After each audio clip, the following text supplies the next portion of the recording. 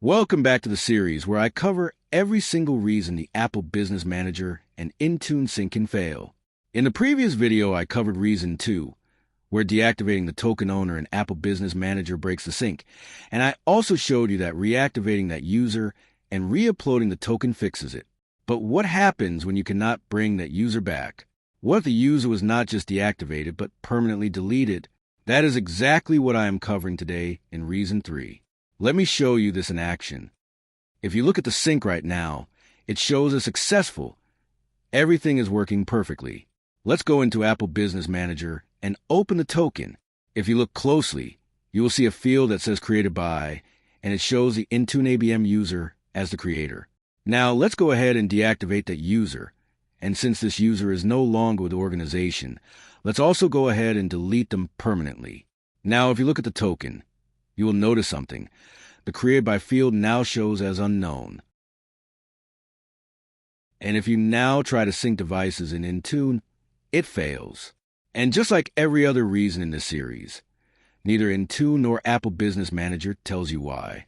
The real reason is the same as reason 2. The token was created by a user who no longer exists, and Apple Business Manager has marked that token as invalid.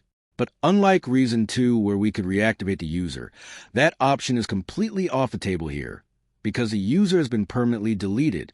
So how do you fix this? The answer is actually very simple. You need to transfer ownership of the token to a different active user. And here's how that works.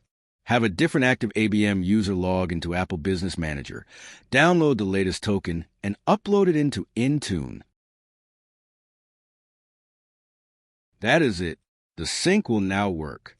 Whoever downloads the latest token and uploads into Intune automatically becomes a new owner. And from that point forward, as long as that user remains active in Apple Business Manager, the sync will continue working. Now here is something worth calling out. Apple Business Manager shows you who originally created the token in the created by field, but it does not tell you who downloaded the latest token, which means it does not tell you who the current effective owner actually is. This is a gap in ABM that Apple could really improve by introducing a last downloaded by field or something similar. However, hats off to Intune for thinking ahead here. Intune actually provides a placeholder field where the admin can enter an email address while uploading the token, specifically so that admins always know which user uploaded the latest token, and therefore which user needs to remain active for the sync to keep working. But here's the catch. Intune forces you to fill this in, but it can't validate if you're filling the email correctly. So it is entirely the admin's responsibility to make sure this email placeholder is filled correctly in every single time a token is uploaded.